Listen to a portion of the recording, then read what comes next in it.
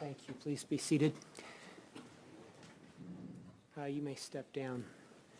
If you'll just remain available, you'll be called back in just a minute. Feel free to go.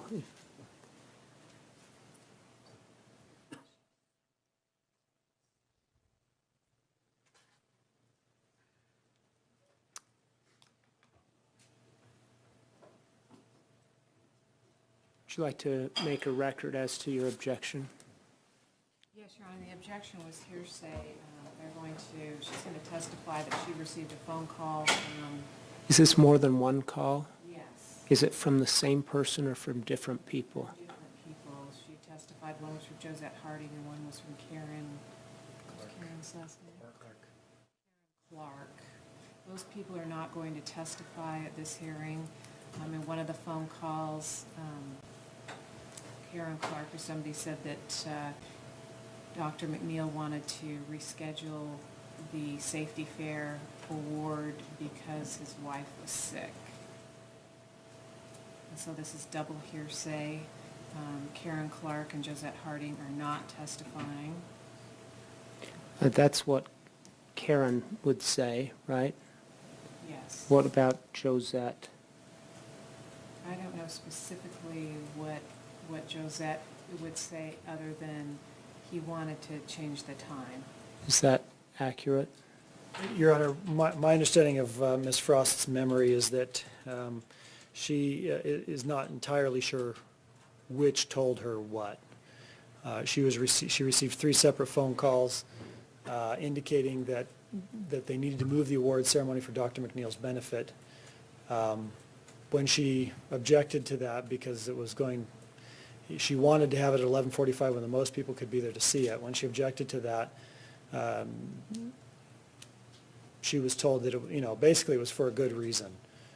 Dr. MacNeill's wife was needed attending to, was sick, and he needed to be able to go and attend to her.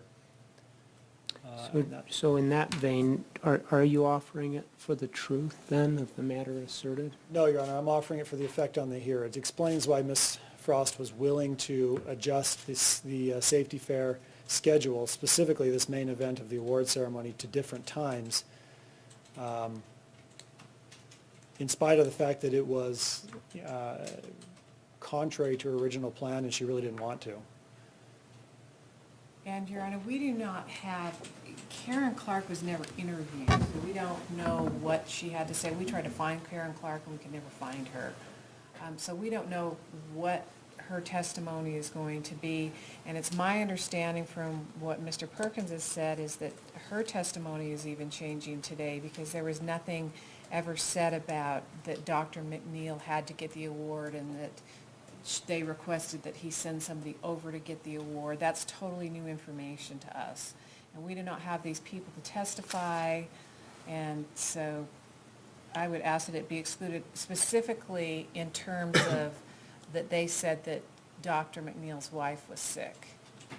I understand that if she changed the award for a reason, that's fine, but there's no reason to have the statement about that Michelle was sick be introduced specifically when we don't have those people who are going to be testifying during this trial. As we talked at the bench, I think this is an issue of hearsay on hearsay. It's a double hearsay question.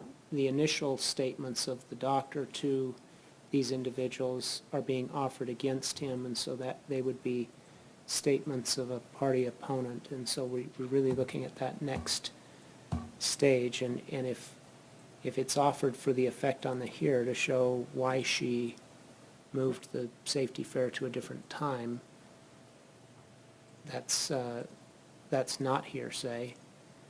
My concern is this issue, she needed a good reason to move it, and if that's how the state's going to offer this, that she had a good reason, it seems to me that my wife was sick, it becomes offered for its truth. Yeah, I would disagree, Your Honor. Help me understand that. Well, whether it's true or not, that's what she was told, and that's what she based her decision on. I think that's effect on the hearer. And so if she didn't, Does it matter then, the reason? I mean, what would she say? I wouldn't have changed it for any other reason, or? I think in the back and forth on these calls requesting her to move the award ceremony for Dr. MacNeill's benefit, you know, what she's saying is ultimately she decided to do that because it was represented to her that there was, that he needed to go out and attend to his wife. I think she relented because of that representation, whether it was true or not. I don't think she knows whether that was true or not. But, Your Honor, I would argue that because Dr. MacNeill was the director of the developmental center, he has authority, and so he has authority to change that, and she would relent because of that. We don't need the damaging statement about that his wife was sick for the jury to hear, for them to understand that he was trying to change the date. That's what they're trying to convey to them, and that's conveyed without the statement about her being sick. So that I understand your argument then is the reason given was important because that reason had the effect on the hearer. If there had been some other less important reason, then there would be no... She may not have agreed to change the ceremony. Okay, what about the 403 question? Whether it's prejudicial? Yeah, because my concern is, I understand, I tend to agree with you. The reason may be just for effect on the hearer. It doesn't really, it could be, there's a continuum of importance of reasons, and what you're saying is the reason that was given was important enough that she changed what she did not want to change. And so that seems to me effect on the hearer. The problem is the jury may need to be instructed about how it can use this. That it's not being offered to show that Michele MacNeill was in fact sick, but to show the reason that she changed. And this is a 403 question, and a limiting instruction just calls attention to it. So help me understand how I should deal with the 403 question. Your Honor, we're fine with the limiting instruction. I frankly think the prejudice is negligible, because the jury is already aware that she has surgery and that she's been attended to, or they will become aware later that Alexis had been attending to her for the week previous. But the problem is we're going to hear from Alexis, who will say Michele MacNeill was fine this morning. Okay. And so that's where I'm thinking there may be a problem to that. If it was undisputed that she was ill that morning, I would tend to agree with you. Well, I see that issue as well, Your Honor. But we have other testimony, if Roma Henry's allowed to testify, others that will, where Martin, when he was at the award ceremonies, did say other things. I need to pick up my daughter, Ada. Other things that indicate that he is attending to duties that maybe his wife normally would have done. Any other statements about her being ill that we will hear? I believe, I'm trying to remember who it was, but I do believe there is one other USDC employee at the safety fair who will say that Dr. MacNeill entered and was saying he needed to receive the award because he needed to leave to pick up his daughter Ada from kindergarten and check on his wife. Okay. Go ahead. On the 403 issue? Yeah, this is very hotly disputed. Like I said, this is a very damaging statement, and a limiting instruction is not going to help because the jury is going to hear the evidence, and then we call attention to it again by saying, ladies and gentlemen, you can't use it for this purpose. Well, the damage is done.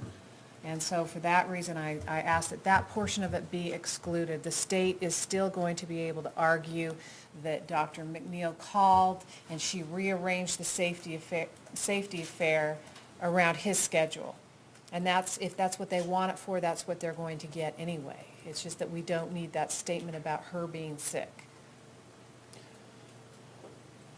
In response to that, Your Honor, I fail to see how the jury hearing that Dr. MacNeill represented to others that he wanted to go home and take care of his wife, whether it's true or not, rouses them to overmastering hostility and causes them to make a judgment based on their hatred for him or their strong emotions against him.